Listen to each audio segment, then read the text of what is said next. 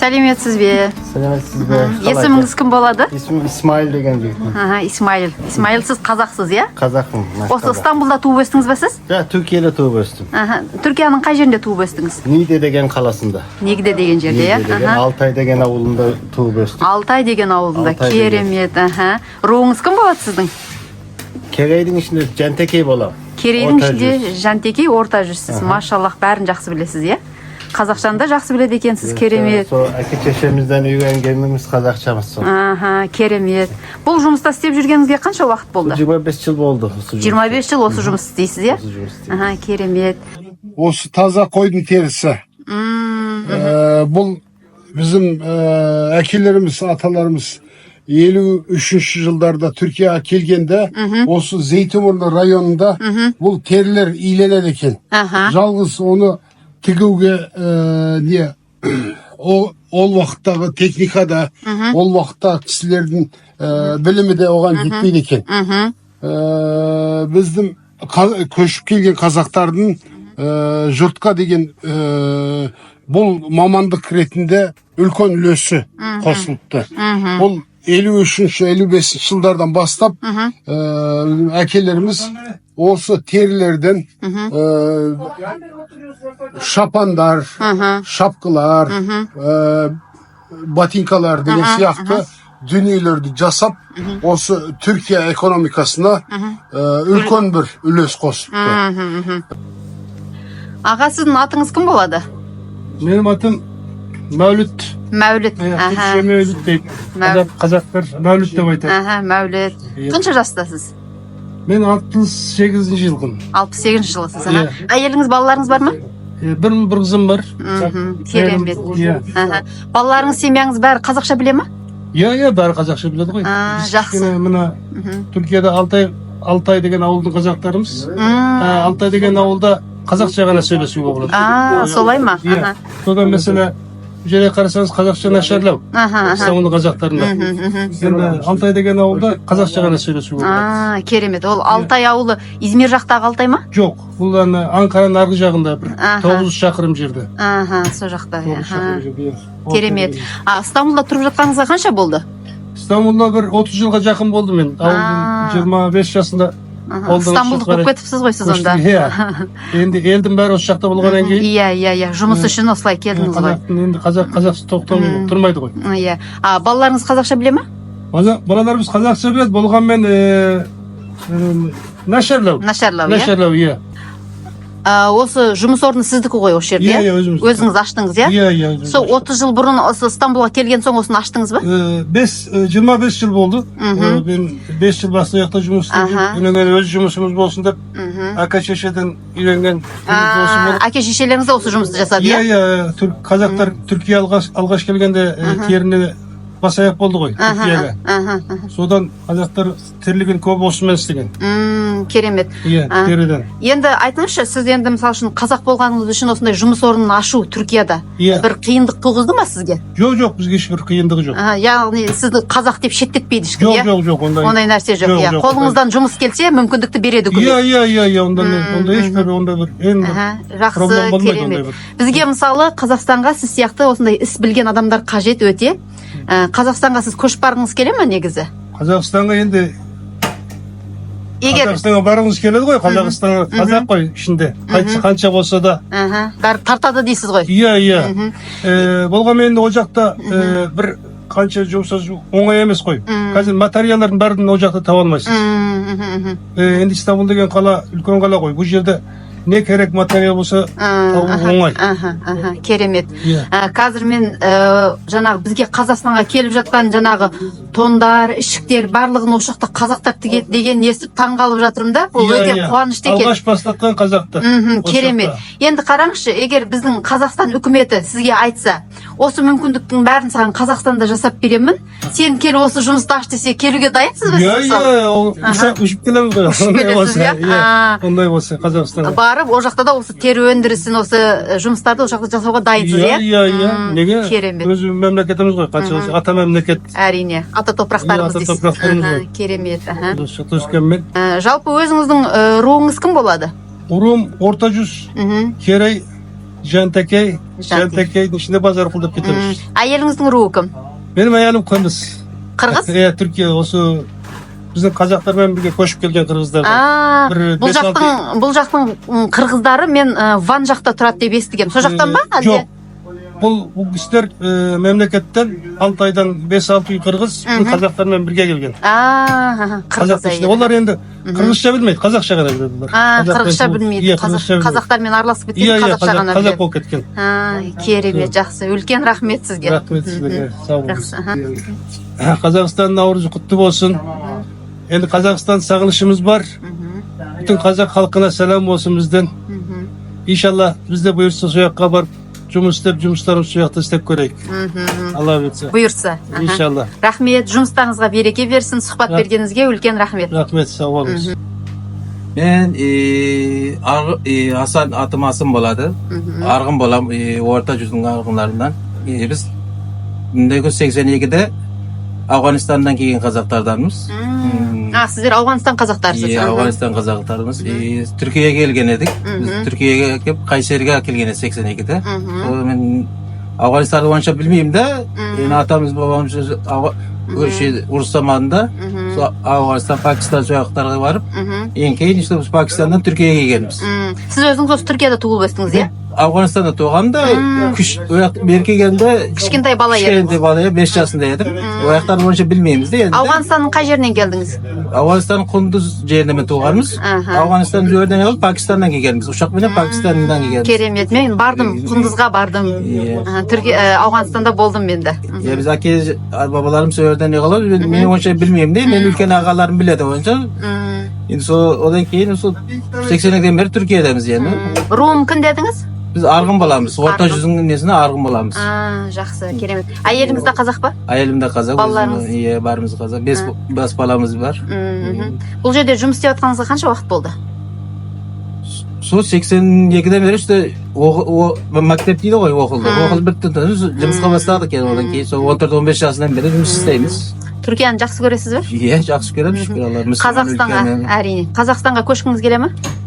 Көшкіміз келеді иншалла. Не işte мына ағаларым şeylerin бар өрде, туыстар şeyler бар. Көшкен о жаққа, иә? Көшкен, сол 93-тан кеткендер бар осы жерде. Бұл жақта сіз қазақ екеніңізді айтқанда сізді шеттетеді ме бұлар? Жоқ, шеттеген жоқ. Ондай болмайды, иә? Жоқ, Түркия оларда мұсылман, біз мұсылман ба? Yani бармы орта ясаның несі болғансын? Кемше шеттеген жоқ бізде. Қазақстанға барына сәлем болсын, Наурыздар құтты болсын. İnşallah nasip болса, көш болса, не болса, келеміз иншалла, не қылып. Жұмыстарымыз өрде де болатын болса, өрде де істеміз керек, не қылымыз керек. Қазақстан алдына барына сәлем айтамыз. Жақсы, алейкум салам, сау болыңыздар, рахмет. Әйеліңіз, бала шағаңыз бар ма? Бар, ода да. Әйелім де қазақ. Шүкір бала шағам да бар. 3 ұлым бар. Машалла. Ода да шеде оқып жүр. Балаларыңыз қазақша біле ма? Қазақша білет, аз білет. Көп емес. Bizim сөйлескеніміз ғана қандай сөйлескенімізді, үйде сөйлескенімден білет. Сіздерден естігенін ғана біледі, иә? Естігенін біледі. Сіз балаларыңызды Қазақстанға алып барғыңыз келе ме? Сол жаққа көшкіңіз келе ме сіздің? Баладарымды апарып жүрмін, бұл жерде апарам. Апарып жүрсіз, иә? Қазақты ұнытпасын, қазақ елін ұнытпасын да. Керемет. Қазақстанға апарып жүреміз. Бәріне көп сәлем Түркиядан. Бәрі жақсы жүрсін. Қазақ қай жерде жүрсе аман жүрсін. Рахмет, айтқаныңыз келсін. 50-60 жылдарда гиппи модасы деген бір әдет болған әлемде. Ол гиппилердің униформасы, олардың міндетті түрде алуға жанталасқан киімдері осы теріден тігілген афгани шапандар болған. Соны ол дүниелерді тігіп жүзеге асырған бүкіл әлем бойынша 50-55 мемлекетке біздің марқұм әкелеріміз Түркияда тігіп, оны әлемге таратқан болған. Түркиядағы қазақтар. Яғни Түркиядағы осы тері өндірісін, тері жұмыстарын осы жерде бастаған, яғни қазақтар ғой. Әрине, біз оның тарихи дерек бойынша осылай айтуға тілім жетеді. Марқұм бұрынғы министр Turgut Özal 1986 жылы қазақ қорының ашылуын салтанатында осыны мемлекеттің ең үлкен мәртебесіндегі söz ретінде осылай айтты. 1950 жылдарда Түркияға келген қазақтар тері тігін әдісіні осы жерде орналастырып, тері индустриясыны аяқтандырып, негізін қалаған, соның арқасында тері тігу әдісіні Türk memleketine үйретіп, соның арқасында қанша миллион доллар Türkiye memleketine табыс әкелген. Қандай керемет. Біз сол вақыттардан бастап ата бабадан үйренген мамандық, шеберлік бойынша осы терілерден әртүрлі дүниелерді жасап жүрміз. Сонымен тірлігімізді, табысымызды күн көріп жүрміз. Керемет. Әсіресе тәуелсіздік кезінде, ол 90-шы жылдарда Түркия тері индустриясында қазақтардың үлесі зор болды. Ол кезде осы Түркияда өмір сүрген қазақтардың 100-ден аса, мыңға жуық сектері, 100-ден асқан дүкендері болды. Әсіресе Гранд Базар төңірегінде қаншама қазақтың дүкенінде Қазақстанға болсын, басқа да союз мемлекеттеріне курткалар, дублянкаларды сатып жүрдік. Мен өзім де сол жұмыспен айналысқан болдым.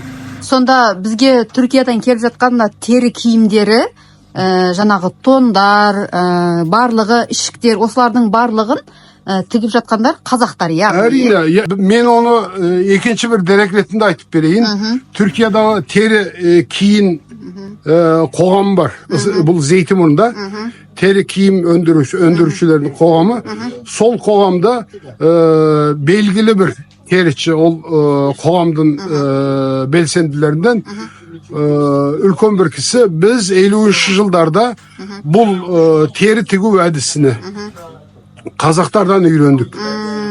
Солардың қасында çırak болып істедік. Біз бұл әдісті қазақтардан үйренгенбіз деп солай бір алғысыны, бір мақтанышын айтқаны. Керемет.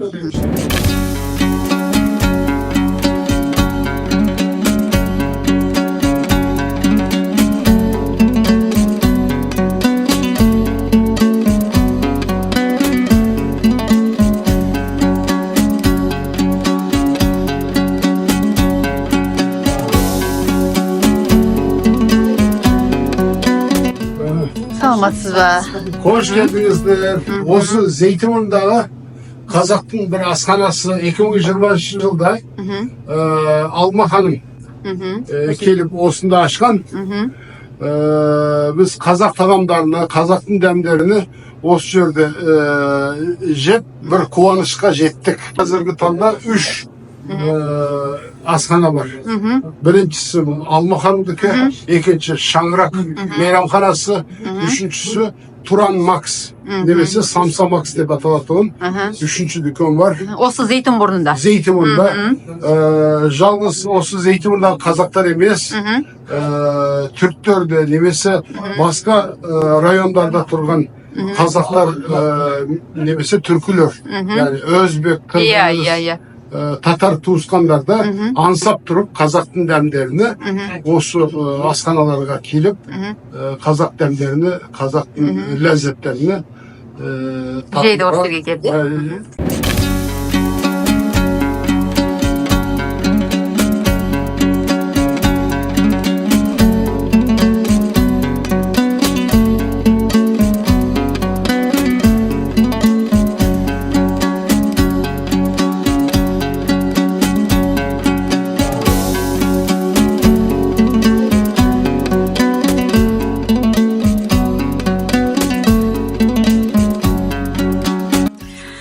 Біздің міне Қазақстаннан бір әпкеміз келіп, осында өзінің жаңа мейрамханасын ашқан екен. Мейрамхана ғой бұл жер, иә? Есіміңіз кім болады сіздің? Менің есімім Алмаш, Мансұр қызы. Алмаш әпке, осы Түркияға қашан келдіңіз? Не үшін дәл осы Стамбулға келіп осы мейрамхананы ашуға бел будыңыз? Қорықпадыңыз ба жалғыз келіп осыны ашуға? Осы жайлы бізге айтып берсеңіз. Саламатсыздар ма біздің оқырмандарымыз, көрермендеріміз. Мен Алма ханым, Менің мейрамханамда атын осылай Алма ханым деп қойдым. Себебі Түркиядан кішкене тәрбие алдым да, оларда осылай екен. Жаңағы мейрамханам өзінің ата-бабаларынан бастап аталған, соны ат керек дейді да. Ол анда басқа нені керек емес деген соң, соларға еліктеп қойған тұрым. Негізі бала-шаға менің артымнан ат кетсін, менің мейрамханамды менің атымдағы деп. Сол Түркияға мен осыдан 7 жыл бұрын келдім. 7 жыл бұрын келгенде біріншіден мен емделу үшін келгем, содан кейін Түркияны мен жақсы көріп қалдым. Түркияны біраз аралап көріп, осы жақта қазақтармен танысып, қарап отырсам, бұл жерде біздің Қазақстанның жаңағы нақышты, біздің Қазақстанның тамағы немесе тағамдары ұмытылып кеткен екен. Содан кейін барып, мен ойладым, онда бұл жерде Қазақстанның тамағын ашып, бұл жерде қазақ бауырларымызға үлгі көрсетіп, содан кейін біздің тамағымыздың дәмін ұмыттырмайын деп ашқан бір ойым болды. Зетон Бурно деген негізі қазақтардың көп осы сияқтағы жергілікті қазақтардың тұратын жері. Қазір былай қарап отырсаңыз, далада да көп қазақ кездесесіз, өйткені олар осы жердің жергілікті қазақтары. Ал енді мен осылармен тура өстіп келіп, танысып, көріп, біліп, қандай салалардан не ашсақ болады, не қандай қызық нәрселер жасасақ болады дегенде, соған келіп тоқтадым. Өйткені біздің тамақты енді үйлерінде жасайды екен, жасамайды емес, жасайды. Бірақ анандай бізкендей қылып, оны кәдімгідей негізгі ең керемет сондай сыйлы қонаққа деп біз бешбар мақтартамыз, негізден бас тартамыз. Қала берсе жаңағы қордағымыз бар, одан қала берсе тағы да басқа қазақтың тамақтары көп қой. Сондай нәрселерді осылай көрсетуді жөн көрдім. Ашылу салтанаты дейді. Мен енді халал мейрамханасы болған соң, жаңағыда адал мейрамханасы болсын деді. Мен Құдай тамақ ретінде жасадым да. Жаңа дастархан жасадым да, соны тамағын бәрін Алланың разылығы үшін, және осы жерде менің ашылғаным, бисмилля деп бастағаным осы болсын деп, сөйтіп ашып бастағым. Енді мұнда тамақтарды өзіңіз жасайсыз ба сонда? Иә, тамақтарды өзім жасаған күндерім бар, жаңа өзім ашшыларым бар, жерде жұмыс істейтін адамдарым бар деген сияқты. Бешбармақ жасайсыз ба бұл жерде? Әрине жасаймын. Етті Қазақстаннан алдыратын шығарсыз? Жоқ, бірінші 2 жыл алдырттық, рас. Алдырттық, өтіп алдамаймыз. 2 жыл алдырттық, 2 жылдан кейін уже кішкене дұрыс емес болып қалды. Экономически бізге ол жаңа дұрыс емес. Тиімсіз болып қалды. Тиімсіз болып қалды. Содан кейін барып жоқ деп осы жерден ет іздестіре бастадық. Көп поставщиктарменен жаңағы ет алып адамдарменен сөйлесіп жүріп, кейін әйтеуір біреусін таптық. Оларға қалай баптап, қалай сойып, қалай жаңағы жылқы етін дайындау, қалай оны жаңа бөлу, жіліктеу, бәрін үйреттім өзім үйретіп, қалай қазын айландыру өзім үйреттім оған. Одан кейін барып, ол түсініп, етімізді біздің дегендей, біздің ойымыздағындай алып келетін болды. Байламайды. Олар да қазақтар ма? Олар да қазақтар. Қайсерінің қазақтары, иә? Қайсерін үйреткеннен кейін олар иә деді, ата-бабамыздан енді бұның бәрін алып қалу керек еді. Бірақ бұл жерде Стамбулда ат етін жемейтін болғандықтан біз оны ұмыттық дейді. Енді алдағы уақытта қандай ойыңыз бар? Осы жерде қаласыз ба? Әлде жоқ? Біраз уақыт осылай жұмыс істеген кейін бәрібір елге қайту ма мақсатыңыз? Әрине, елме жететіні жоқ. Бұлай шетелге, басқа елге барып, бір өзінің кәсібін ашу, бір жұмысын ашу әркімнің қолынан келе бермейді, иә? Мысалы үшін сіз әйел басыңызбен келіпсіз, ашыпсыз, бұған енді мен машаллах деймін. Енді айтыңызшы, Түркияда жұмыс ашу қалай Қазақстанмен салыстырғанда бізде ме қиын, әлде Түркияда ма қиын? Бюрократия деген нәрсе бұл жақта бар ма, жаңағы ондай емес пе? Түркияда өте қолай. Себебі бұл жерде алайын, мына жерден бір ақшасын қысығып алайын, битіп алайын, сөйтейін, қысығайын, қорқытайын, битейін, жоқ ондай. Бұл жерде таза, дәулеттің адамдары сондай адал жұмыс істейді. Даже келгенде чай бере алмаймыз. Келіңіз, чай ішіңіз, жоқ. Даже шайымызды да ішпейді.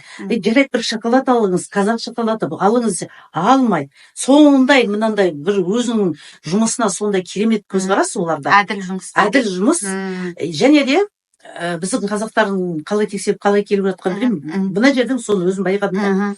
ешқандай мынандай қысу немесе қорқыту деген жоқ. Өздері жылда бір 2 рет па. Тіпті сіз шетелдік болсаңыз да ешқандай қысым жоқ, иә? Тек қана сіздің жаңағы осы шетелде жұмыс істеймін дегенге соның заңына қарай құжаттарыңызды дұрыс жасасаңыз, заңды түрде жасасаңыз, ол қиын емес. Оның бәрі бір-ақ күнде жасалынатын дүние. Сол күннен бастап налог келеді.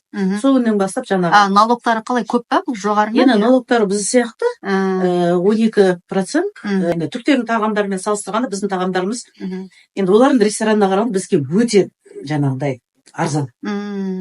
Ал енді көшедегі тағамдарына қарағанда тамақтар. Біздікі не үшін арзан? Біздікі ет көп қой, мысалы, бұлардікіне қарағанда. Өйткені жылқы еті арзан келеді. Соған байланысты. Жылқы еті арзан келеді. Стамбулға адам бір рет келгеннен кейін кете алмай қалады дейді. Сізде сондай болып қалған жоқ па? Стамбулға бір рет келгеннен кейін кете алмай қалады. Соншалықты Стамбулды жақсы көресіз. Кеткім келмейді. Мен осы қаптаған халқыменен, гүжілдеген көшелеріменен, ласпысы да мейлі, зато теңіз бар, зато жел бар, жел тұрып тұрады, ертеңнен кешке шейін. Осылай қабылдады. Иә.